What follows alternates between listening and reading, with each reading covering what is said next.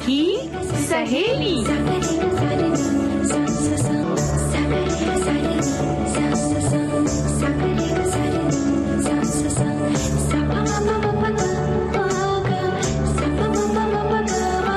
सखी सहेली।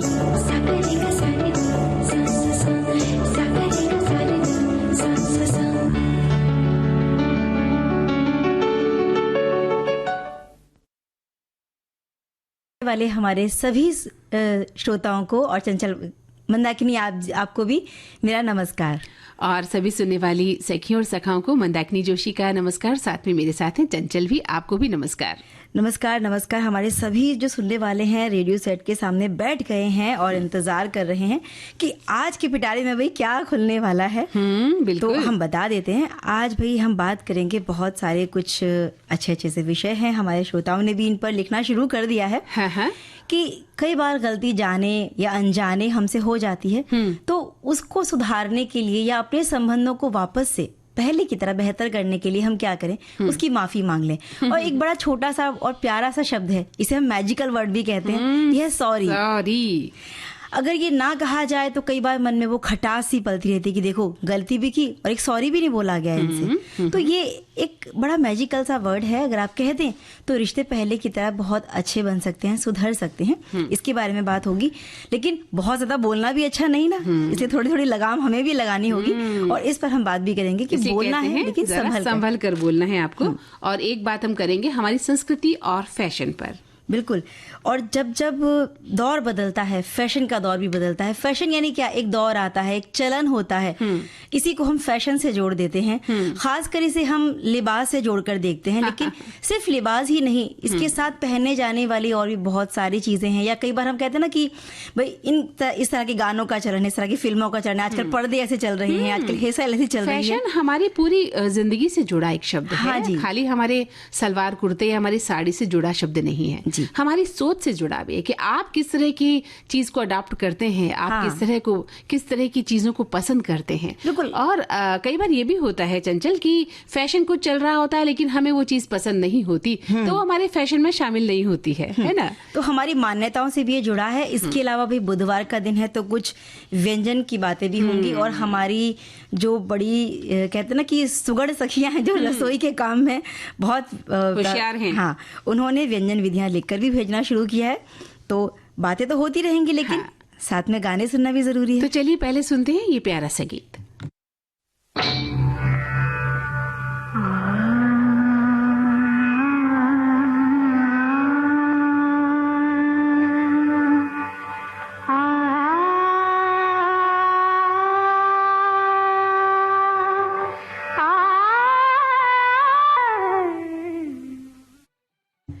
हाँ तो चंचल बिल्कुल संग में गाने के साथ में जुड़ गए हैं, साथ में गाने हैं, बहुत सारी बातें हैं। तो सॉरी बोलने से कोई छोटा नहीं हो जाएगा, बल्कि आप नजरों में ऊंचे उठ जाएंगे, ऐसा हमारे एक जो सखी हैं वो लिखकर भेज रही हैं। हाँ। और सॉरी बोल देना सही होता है, इसलिए आपको वहाँ के माहौल के हिसाब से बोलना चाहिए, क्योंकि मन में तो ऐसा कुछ नहीं होता, पर सुनने वालों को पता नहीं वो किस तरह से उस बात को ले जाएं। अगर आप सॉरी बोल देने से रिश्ते सुधरते हैं तो सॉरी बोलने में जरा भी देर नहीं करनी चाहिए। और फिर ये लिखती हैं कि 3 मैजिकल वर्ड्स हैं, थैंक यू, सॉरी और प्लीज। थैंक यू और प्लीज बोलने में तो लोगों को कोई प्रॉब्लम नहीं होती, लेकिन सॉरी बोलने में बहुत ही मशक्कत करनी पड़ती है, जबकि ये सही नहीं है। गलती करना बुरी बात नहीं है, लेकिन गलती करके उसे स्वीकार ना करना ये बुरी बात है। अगर आप गलती करते हैं, उसकी माफ़ी मांग लेते हैं, तो आपकी गलती फिर उतनी बड़ी नहीं लगती। और ये बात बिल्कुल सही लिखी है। लेकिन चंचल, मैं एक बात और कहना चाहती हूँ। हमारे श्रोताओं ने तो लिखा है, सखियों ने, और हम भी इस विषय पर बात करेंगे। लेकिन होता क्या है कि हम बात तो कर रहे हैं कि हमें सॉरी कह देना चाहिए, लेकिन सबसे बड़ी बात कि हमने गलती की, पहली बात तो ये जी। अगर हमने की तो क्या हमने ये महसूस किया कि हमसे गलती हुई? हाँ। कई बार क्या होता है, हम गलती करके भी महसूस ही नहीं कर पाते कि हम गलत है, हम सामने वाले को ही गलत ठहराते हैं, है ना, उसी पर दोषारोपण करते हैं। तो ऐसी स्थिति में अगर आप सोचते हैं कि वो आपसे सॉरी बोलेगा तो शायद हम गलत सोचते हैं। और अगर आप ये कहते हैं कि फिर दूसरे को सॉरी बोल देना चाहिए तो वो भी गलत हो जाएगा, क्योंकि सामने वाले ने जब कोई गलती की ही नहीं तो वो किस आधार पर सॉरी बोलेगा। और अगर एक बार वो बोल भी देगा तो फिर हर बार उसको ही बोलना पड़ेगा। बिल्कुल। क्योंकि जिसकी आदत होती है ना कि नहीं झुकना, गलती करके भी नहीं झुकना है, अपनी बात बनाए रखनी है, अपना दंभ जिसे हम कहते हैं, घमंड, बिल्कुल, दंभ, अहंकार, ईगो, ऐसे ईगो बहुत हम इसे बनाए रखना चाहते हैं, तो फिर सामने वाला अनावश्यक ही कब तक झुकेगा आपके लिए। बिल्कुल सही बात है। और गलती कई बार हमसे जाने या अनजाने में ही होती है, हो जानबूझ गई। के तो कुछ करते तो नहीं। अगर आपसे नहीं भी हुई तब भी आपने सॉरी बोल दिया तो कोई गलत बात नहीं है, लेकिन सामने वाले ने उसको किस अर्थ में लिया, सामने वाले ने इसे आपकी कमजोरी समझ लिया और यही सोचा कि हर बार इसे ही बोलना पड़ेगा सॉरी, तो फिर नहीं चल और पाता। जैसे कहा हमारे एक श्रोता ने भी लिखा है ना कि प्लीज और थैंक यू ये वर्ड से कोई भी बोल देता है, लेकिन सॉरी बोलना आसान नहीं है। कई बार हम लिख तो देते हैं, कई बार संदेश के माध्यम से, चिट्ठी के माध्यम से या मैसेज में, ईमेल, कुछ भी कर दिया, लेकिन उस चीज को महसूस कितना किया आपने। लिख तो दिया आपने क्योंकि आपको क्या सिर्फ हमने एक महसूस किया है उस बात को कि हमने गलती की और गलती करके हमने सॉरी मांगा। बिल्कुल एक फॉर्मेलिटी आपने जिस तरह से किया ना, वैसे ये लगने लगता है आपने क्या उस चीज को हृदय से स्वीकार किया कि आपसे कहीं ना कहीं भूल हुई थी। तो ये अगर हम मान लें और मान के जब हम सॉरी बोलते तो बहुत सारे जो झगड़े हैं, विवाद हो हैं, जाते हैं, शायद हो ही नहीं, पल में खत्म हो सकते हैं। लेकिन सबसे बड़ी बात कि हमने गलती की, इस बात को हम माने, और दूसरी बात कि हमने सॉरी बोला और दिल से बोला। जब हम इस बात को समझ जाएंगे तो फिर कोई भी झगड़ा बार बार नहीं भी होगा, हम बार बार नहीं झगड़ेंगे, क्योंकि गलती हर इंसान से होती है, कोई भी इस दुनिया में परफेक्ट नहीं है। हम सभी कभी ना कभी, कहीं ना कहीं, जाने अनजाने कुछ ऐसा कर बैठते हैं और हमारी किसी बात से, किसी बर्ताव से किसी के दिल को चोट भी लग जाती है। पर कई बार क्या होता है, आप सहज होते हैं लेकिन सामने वाला अनावश्यक ही आपसे असहज होता है और आपकी हर बात उसे बुरी लग जाती है। तो क्या ऐसी स्थिति में आप हर बार सॉरी कहेंगे? नहीं ना।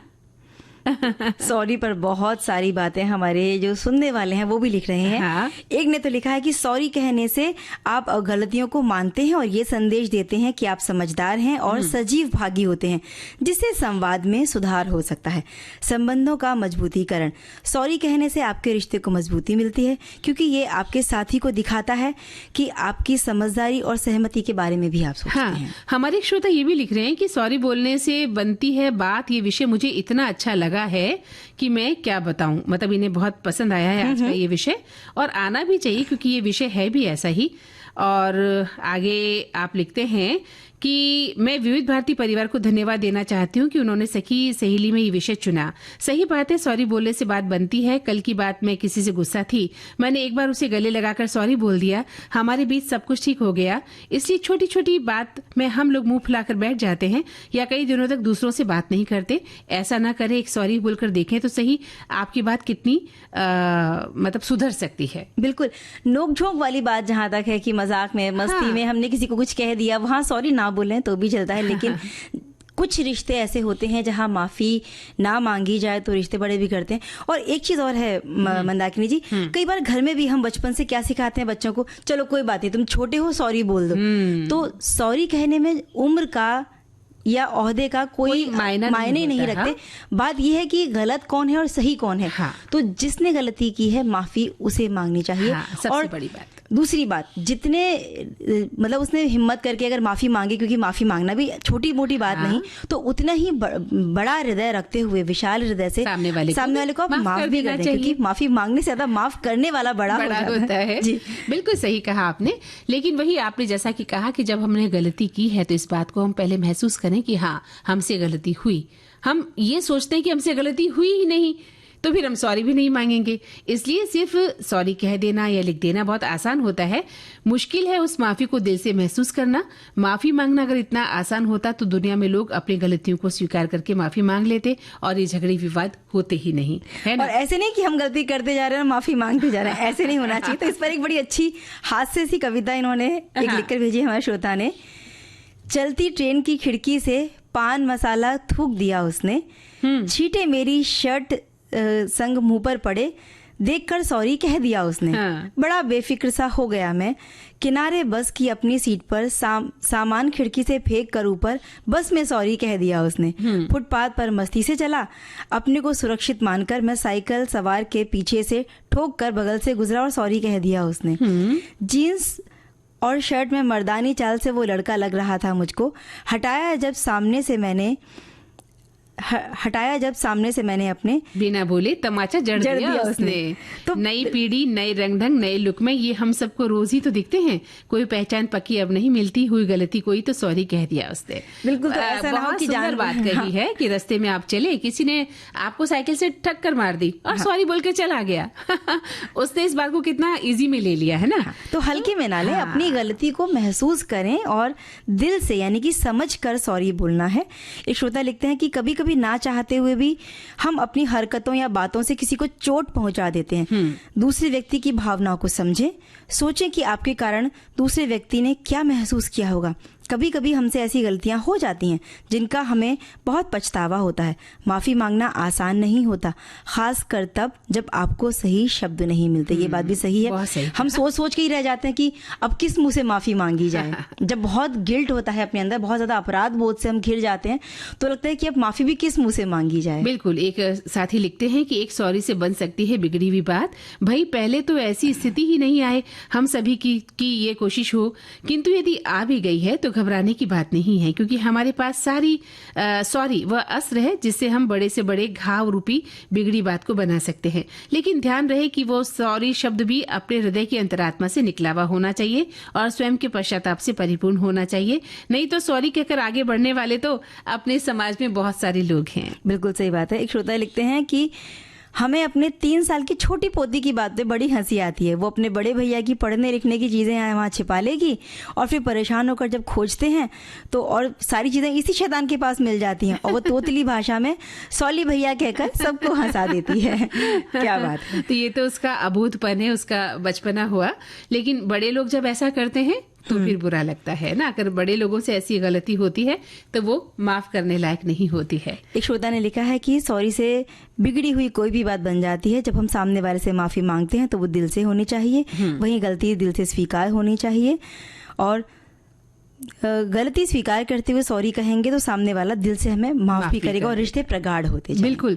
तो चंचल, अब हमें भी सॉरी ना बोलना पड़े, ध्यान रखो। हाँ। एक गाना हमें भी सुनाना जी, जी, जी। है ना। तो चंचल, आज जब आप आई जैसे ही आकाशवाणी, मैंने आपको देखा तो आप एक नए लुक में नजर आई मुझे आज। अच्छा। हाँ, आज आपका जो ड्रेस है वो भी एक थोड़ा सा अलग स्टाइल का है। बाल जो है, चेहरे पर जो बिंदी लगी हुई है और मुझे लगता है कि जो आपका चश्मा है ना, वो भी नए फैशन का चश्मा है। बिल्कुल। हम बहुत सारी चीजें जिन्हें हम डेली वियर करते हैं, चाहे वो हमारा हेयर स्टाइल हो, हमारे जूते हो, हमारी चूड़ियां हो, या हम अगर हम आदमियों के फैशन की बात करें तो किस तरह की टी शर्ट पहनी है, जीन्स पहनी है, बेल्ट कैसा लगाया है, हेयर स्टाइल कैसा बनाया है, और बाल लंबे करना कहते हैं ना कि अब तो आदमियों के भी फैशन में आ गए। तो हर चीज जो चलन में होती है उसे हम फैशन कहते हैं। तो आज हम फैशन पर ही बात करेंगे। बिल्कुल। और फैशन हमारी संस्कृति का बहुत ही अहम हिस्सा है मंदाकिनी जी, जिसके जरिए हम अपनी शैली को व्यक्त करते हैं, अपनी पहचान को भी दिखाते हैं, और बल्कि देखा जाए तो हमारे जीवन के हर पहलू में ही फैशन नजर आता है। हाँ बिल्कुल। हमारी बातों में, हमारी सोच में भी हमारा फैशन झलकता है कि हम किस तरह की बात पसंद करते हैं, है ना। आज के आधुनिक युग में किस तरह की विचार अपनाए जाते हैं, वो भी फैशन का हिस्सा ही है।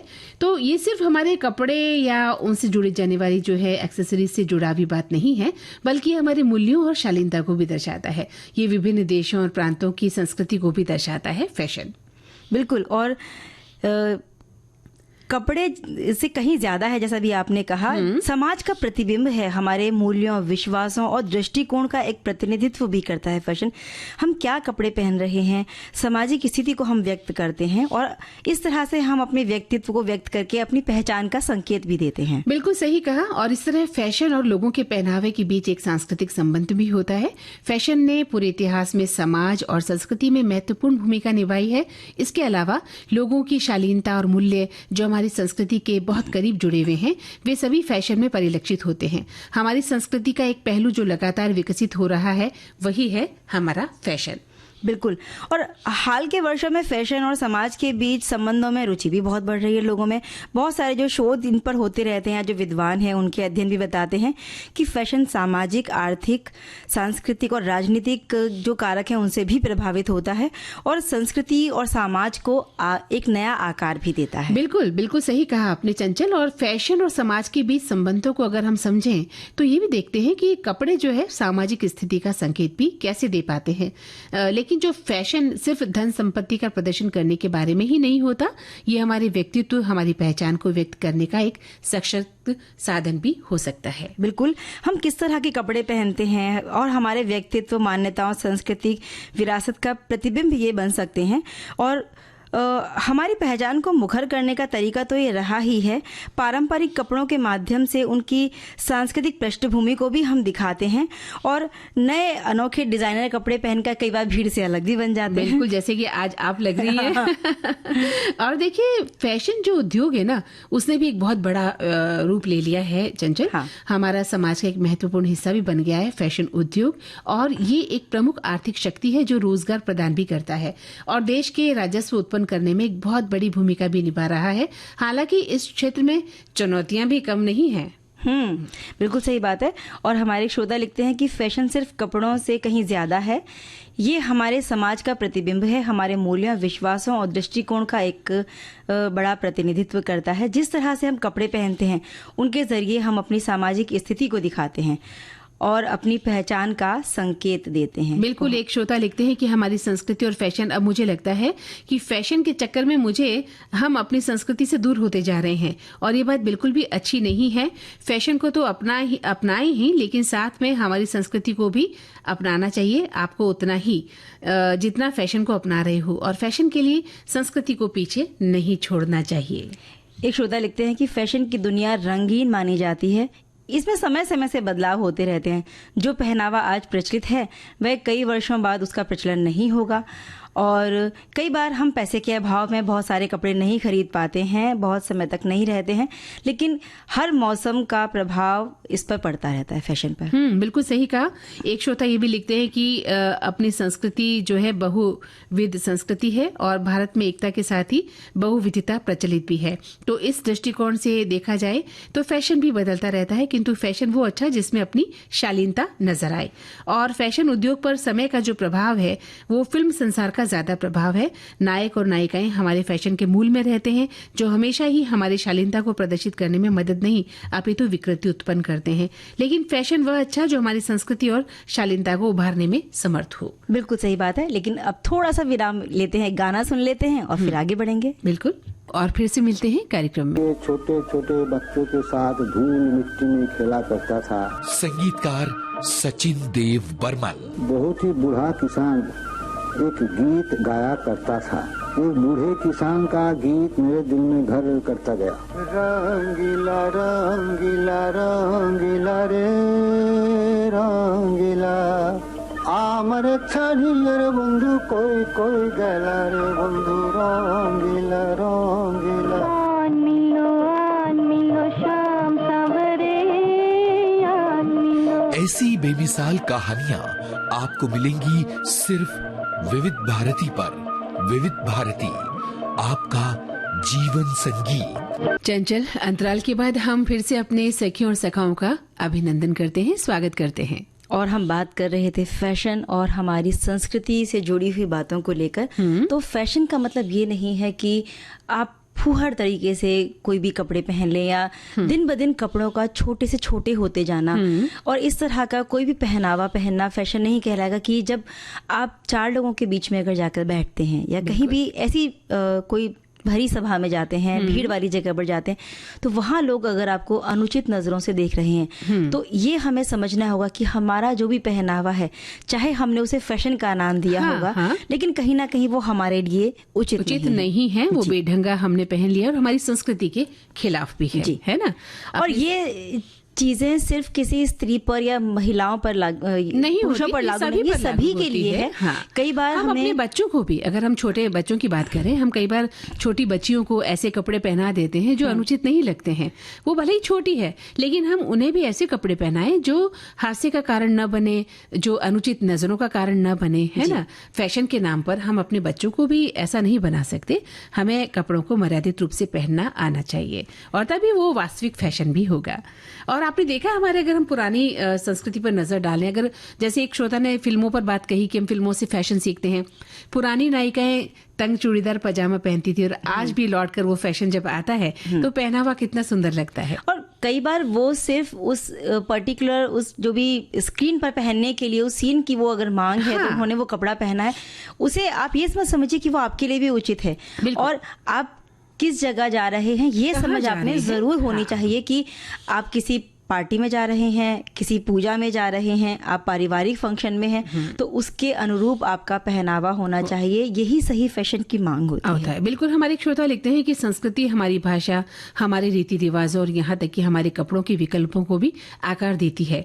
ये समाज के हर पहलू को अर्थ और पहचान प्रदान करती है। फैशन और संस्कृति एक दूसरे से घनिष्ठ रूप से जुड़े हुए हैं, विचारों और शैलियों का निरंतर आदान प्रदान करके एक दूसरे को प्रभावित और प्रेरित भी करते हैं। क्या बात है। और हमारे एक श्रोता लिखते हैं कि जैसा देश वैसा भेष, यही उचित होता है। अपनी संस्कृति को कभी ना भूलें। अगर आप ठंडे प्रदेश में हैं और या जिस तरह के भी प्रदेश में रहते हैं, तो उस तरह के कपड़ों को पहनना ही उचित होता है। बिल्कुल। शादी ब्याह जब होते हैं सर्दी के मौसम में, तो हमने अक्सर देखा है कि जो महिलाएं होती हैं, खास तौर पे कहीं उनका जो पहनावा है, जो फैशन उनका है, वो नहीं दिखेगा, इसलिए वो स्वेटर या शॉल भी नहीं। तो ऐसा आप बिल्कुल ना करें। कहीं ऐसा ना हो कि इस फैशन को दिखाने के चलते आप बीमार हो जाते हैं। हो भी जाते हैं। जब हम घर आते हैं तब हमें पता चलता है कि हम जो है तकलीफ शिकार हो गए हैं और सर्दी का असर हम पर हो गया है। तो हमारे एक श्रोता लिखते हैं कि हाँ, संस्कृति हमारी भाषा, हमारे रीति रिवाजों और यहाँ तक कि हमारे विकल्पों को आकार देती है। हमारी संस्कृति पूरे विश्व में अनूठी थी और आज भी कायम है, लेकिन फैशन के दौर में और पश्चिमी सभ्यता के प्रभाव से संस्कृति का गला घोटा जा रहा है। आजकल फैशन का दौर ऐसा चल रहा है कि कभी कभी लड़का और लड़की में फर्क ही नहीं दिखता। पिछले दिनों एक जगह हम घूमने गए थे। जब आगे जा रहे थे तो एक बहन को बोला कि दीदी थोड़ा साइड हो जाइए। एक पलटकर हमको उसने घूरा तो हमने देखा कि अरे ये क्या, वो तो लड़का है जो कि लंबे बालों में हेयर बैंड लगाए हुए था और पीछे से देखने पर बिल्कुल ही लड़की लग रहा था। बिल्कुल। चोटियां बनाना पहले ये काम होता था कि लड़कियां, महिलाएं चोटी बनाती थी। आजकल क्योंकि पुरुषों में चलन बहुत चल गया कि वो बाल लंबे रखते, तो हेयर बैंड भी लगाते हैं, चोटी भी बनाते हैं। तो ये आभास कई बार हो जाता है बहुत सारे लड़कों को देखकर। एक और चीज है, फुहड़ता का जो फैशन हम कहते हैं कि पहले जब कोई कपड़ा फट जाता था कोहनी पे से, घुटने पे से, तो हम उसको हटा दिया करते थे कि अब इसे नहीं पहनना है। लेकिन फैशन के नाम पर इतना सारा घुटने पर से कहीं फटे हुए कपड़े हैं या वहां पर पैच लगाया हुआ है, तो पैच लगाए तब तो फिर भी आप ढक जाते हैं। लेकिन अंग प्रदर्शन अगर आपके कपड़ों से हो रहा है तो ये फूहड़ फैशन ही कहलाएगा। बिल्कुल। एक समय होता था चंचल, जब थोड़ा सा भी अगर कहीं छेद भी हो जाता था कपड़ों में, तो उन कपड़ों को हटा दिया जाता था, क्योंकि वो हमारी जो हमारा जो खानदान है उसके खिलाफ हो जाता था। उसके सम्मान को एक आंच आ जाती थी कि फला ने फटे हुए कपड़े पहने या उसके कपड़ों में छेद था। और बल्कि आजकल तो ये जो फटे हुए कपड़े हैं या जहाँ चीरा लगाया हुआ है, इस तरह के कपड़े बहुत ज्यादा साधारण कपड़ों से भी ज्यादा दामों पर बिकते हैं। तो ये पहने जाते हैं और उसे हम एक शान मानते हैं अपनी, और बड़ा गौरव के साथ हम उसे पहनते हैं। तो हम क्या अपनाते हैं, ये हमारा नजरिया है। तो आप सोच समझ कर फैशन को अपनाइए। साड़ी एक ऐसा पहनावा है जिसका फैशन हम कहते हैं कि फैशन कभी जाता ही नहीं। कहते हैं कि ये फैशन आएगा और चला जाएगा, लेकिन है वो हमेशा, और आप उसको कितने भी तरीके से पहन सकते हैं। आप उसको लहंगे के स्टाइल में पहन सकते हैं, और ना जाने कितने कितने, और बहुत सारे लोग तो इसमें अपना करियर भी बना रहे हैं कि साड़ी कितने तरीके से वो पहनाई जा सकती है। बड़े बड़े लोगों को पहनाया जाता है। कुछ महिलाओं ने इसे अपना करियर बना लिया है और वो हर फंक्शन में जाकर, शादी विवाह या बड़े समारोह में जाकर स्त्रियों को साड़ियां पहनाती हैं और अच्छे खासे पैसे लेकर आती है। उनकी जो है अपनी एक आजीविका का साधन बन गई है ये साड़ी। और साड़ी पहनी हुई नारी वाकई में अलग ही, कहते हैं ना कि 100 की भीड़ में भी वो अलग से नजर आती है। तो चलिए वस्त्रों का चयन हम खुद करें, हमें क्या पहनना है, हम क्या पहने, लेकिन ऐसा हो जो हमारी मर्यादा के खिलाफ न हो, मर्यादा को साथ में लेकर चले। ऐसे कपड़ों का, ऐसे फैशन का चयन हमें करना चाहिए। अभी हमारी बहुत सारी बहनें जो नहीं पहनती हैं साड़ी, उनको कई बार लगेगा कि भी हम तो ऐसी बात कर रहे हैं। नहीं, कपड़ों का चयन आपका अपना हो सकता है, आप क्या पहनना पसंद करते हैं क्या नहीं, लेकिन वही बात कि आपने जो भी पहना है वो आपत्तिजनक न हो और समाज की नजरों में न आए, है ना। वो फैशन खूबसूरत लगता है और ऐसा फैशन सभी को मान्य होता है। तो अब क्या सुनाया जाए। एक बहुत सुंदर संदेश पहले हम पढ़ते हैं फिर गाना सुनेंगे। हाँ। हमें फैशन जरूर करना चाहिए पर अपनी संस्कृति के अनुसार, ताकि वही फैशन हमारी हंसी का कारण ना बन जाए। और किसी की नकल करके बिल्कुल भी हमें खुद को नहीं बदलना चाहिए। तो जो अभी आपने बात कही थी ना कि फिल्मों में हम कई बार देखते हैं, तो फिल्मों को देख देख कर उसे हम अपना रहे हैं, चाहे वो चीज हमें सूट करे या ना करे। तो किसी को देखकर अपने आप को बदलने की कोशिश ना नहीं करनी चाहिए। आप जिस परिवेश में रहते हैं उस तरह की चीजों को अपनाएं और वो फैशन आपके लिए हमेशा अच्छा ही रहेगा। एक श्रोता ये भी लिख रहे हैं कि आजकल फैशन को देखा जाए तो जो बहनें हैं वो दुपट्टा चुन्नी डालना भूल गई हैं, और क्योंकि आज का दौर ऐसा ही चल रहा है और इसे ही फैशन का नाम दे दिया गया है। तो एक समय था जब चुन्नी या दुपट्टा डालना जरूरी होता था या डाला जाता था, लेकिन आज इसका अभाव देखने को मिलता है। तो ये भी एक समय समय की बात है और समय के हिसाब से बहुत कुछ बदल रहा है, इसमें कोई शक नहीं है। तो समय की डिमांड है कि अब हमें गाना सुनना। हाँ जी चंचल, तो आज तो हम बात बहुत ही महत्वपूर्ण कर रहे हैं। आपने सॉरी पर बात कर ली है, आपने फैशन पर बात कर ली है जी। और अब आप खोई खोई सी नजर आ रही है। क्या बात है भाई? अब हमारा जो अगला विषय है यानी कि बोलें पर संभल कर, तो मैं सोच रही हूँ कि बोलूं या ना बोलूं। कहीं ऐसा ना हो कि कोई ऐसी बात हम गलती से बोल दें कि हमारे श्रोता नाराज हो जाएं। तभी आज आपने गाने भी ऐसे ही चुने हैं, रूठे सैया हमारे सैया, और अगला गाना भी कुछ ऐसा ही है। अच्छा, तो बताइए क्या कहना चाहती हैं? कुछ संभल कर ही बोलेंगी या बोलना पसंद करेंगी आप? भाई हमारी बोलने का जो भी अंदाज है ना, वो ऐसा होना चाहिए कि यही तो वो कला है बोलने की, जो या तो हमें लोकप्रिय बना देगी या फिर एक अप्रिय व्यक्ति बना देगी, या फिर कई बार तो हमें शत्रु या दुश्मन भी बना देती है। इसीलिए अपने बड़ों से भी तो हम यही सुनते आए ना मंदाकिनी, कि जब भी बोलिए संभल कर बोलिए। और ये कहावत भी है कि पहले तोलो फिर बोलो। बिल्कुल सही कहा। और एक बात और कहूंगी चंचल कि अपनी बोली को हमेशा हमें संतुलित भी रखना चाहिए, यानी न ज्यादा तेज न ज्यादा धीमा, इस तरह की बात हमें नहीं कहनी चाहिए। और कई बार बहुत ज्यादा जल्दी जल्दी बोलने वालों की जुबान जो है दिमाग से भी तेज चलती है। जब हम बहुत ज्यादा जल्दी जल्दी बोलते हैं तो फिर हकलाहट की समस्या भी सामने आती है, या यूं कहे कि हम अपनी बात पूरी तरह से कह भी नहीं पाते। और इसकी विपरीत जब लोग बहुत धीरे धीरे बोलते हैं तो उनकी बात कई बार तो पूरी तरह से समझ भी नहीं आती, या वो अपने विचारों को व्यक्त करने में बहुत ज्यादा समय लगा देते हैं, सही शब्द खोजने लगते हैं और इतना धीरे बोलते हैं कि सामने सुनने वाला भी उबाऊ हो जाता है। बिल्कुल, कुछ लोग ऐसे भी होते हैं जिन्हें बस बोलना होता है, बोलने की ज़रूरत है या नहीं, बस वो तो अपनी बात को बोलना शुरू कर देते हैं। और बहुत सारे लोग ऐसे भी हैं, हो सकता है कि उनको ये बात नागवार गुजरे, लेकिन वो तो बिल्कुल किसी बात की परवाह नहीं करते। तो इसी तरह से बिल्कुल कब कहाँ कितना बोलना है, इस बात को समझ लेना चाहिए। बिल्कुल सही कहा। और सही बात ये कि शब्दों को तोड़ना मरोड़ना भी उचित नहीं माना जाता है, इससे भी सुनने वालों में चिड़चिड़ापन बढ़ने की संभावना होती है। इसलिए जब भी किसी से बात करें अपने श्रोता की रुचि का ध्यान रखें। यदि बातचीत के दौरान कभी आपको लगे कि सामने वाले व्यक्ति की बात आपको सुनने में उसकी कोई रुचि नहीं है, तो फिर वहीं अपनी बात को खत्म हमें कर देना चाहिए। हमारे श्रोता लिख रहे हैं कि बोलने की कला अगर कहीं सीखनी हो तो देश की सुरीली धड़कन विविध भारती सेवा के यहाँ ट्यूशन कर लीजिए। अच्छा। आपके मुख से नाप तोल कर ही शब्द बाहर आएंगे। तो भाई ऐसा बिल्कुल नहीं है। और एक श्रोता लिखते हैं कि आप बहुत कहीं से भी ज्यादा कुछ भी सीख सकते हैं। अगर आपको लगता है कि विविध भारती के माध्यम से आप कुछ सीख पाते हैं तो ये हमारे लिए खुशी की बात है। लेकिन आप अगर सीखने का हौसला रखते हैं, सीखने का जुनून रखते हैं, आप में चाहत है, तो आप कहीं से कुछ भी सीख सकते हैं। बिल्कुल सही कहा। एक श्रोता लिखते हैं कि बहुत ज्यादा बोलने वाले अक्सर ऐसी बात बोल जाते हैं जिसे कोई पसंद नहीं करता। अपनी बात कहने के लिए बात करना जरूरी है, इसकी विपरीत कम बोलने वाले अपनी राय अपनी बात रखना ही नहीं चाहते हैं, ये भी बहुत गलत बात है। और एक श्रोता लिखते हैं कि शब्दों में धार नहीं बल्कि आधार होना चाहिए। क्या बात है ना? जिन शब्दों में धार होती है वो मन को काटते हैं, और जिन शब्दों का आधार होता है वो मन को जीत लेते हैं। क्या बिल्कुल सही बात है। एक और श्रोता ने लिखा है कि तीर कमान से निकल जाने के बाद वापस नहीं आता, वैसे ही हमारे जो कहे हुए शब्द हैं वो भी वापस नहीं आते, क्योंकि शब्दों में बहुत ताकत होती है और ये हमारे मन पर बहुत ही गहरा प्रभाव डालते हैं। तो बोलते समय संभल कर बोलें और कम शब्दों में ज्यादा बात, ये करना हमें जरूर आना चाहिए। ऐसा हमारे श्रोता ने लिखकर भेजा है। बिल्कुल। एक श्रोता लिखते हैं कि जरूरत से ज्यादा जो बोलते हैं वो भी आदत अच्छी नहीं होती, ये भी बोलना भी मनुष्य की कमजोरी है। लेकिन बगैर डरे हुए अपनी बात को सही ढंग से रखना भी बहुत बड़ी ताकत है। जीवन में बोल या फिर कहें वाणी के मायने जानने के लिए पढ़ें सफलता के मंत्र। जीवन आपके द्वारा कहे गए शब्द, आपके साथ होने वाले भले और बुरे का कारण आपको खुद पता होना चाहिए। एक श्रोता लिखते हैं कि बहुत ही ज़्यादा संभल कर बोलना चाहिए, बहुत ही संतुलित और नपे तुले शब्दों में बोलना चाहिए, वो भी तब जब कोई आँखों की बोली को ना समझ पाए और उन इशारों को समझने में भी असमर्थ हो, क्योंकि शब्द वे बाण हैं जो तरकश से छूटने के बाद वापस तरकश में कभी नहीं आ सकते। और कहा भी गया है कि ऐसी वाणी बोलिए कि मन का आपा खोए, औरन को शीतल करे आपहु शीतल होए। क्या बात है, बहुत सुंदर। और क्या लिखते हैं आगे श्रोता हमारे?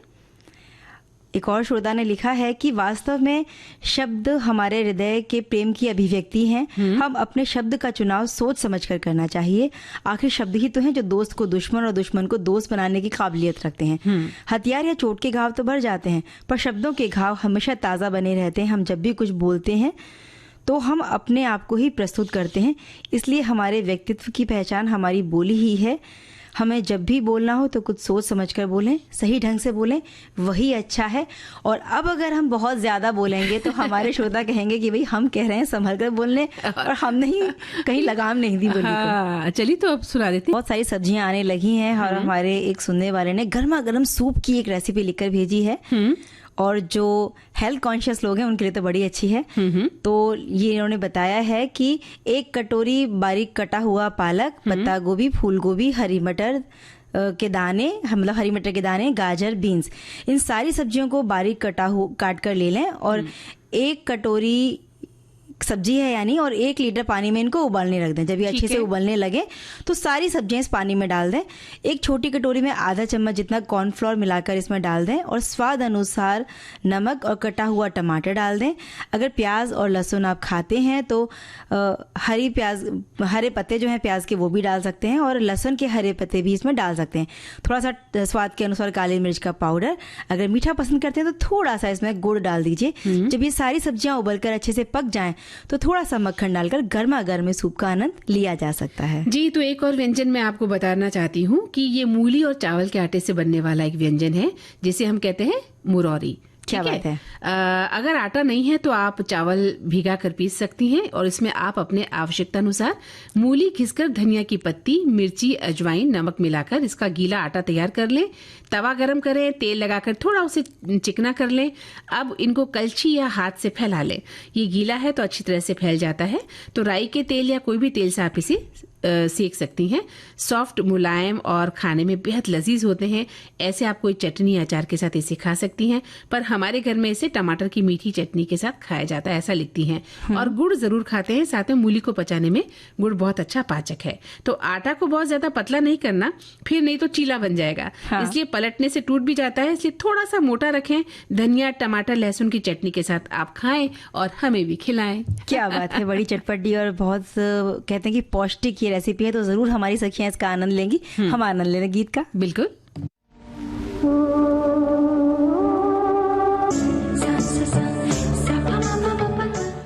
इस कार्यक्रम की प्रस्तुत करता है अनुश्री पाठक। सखी सहेली।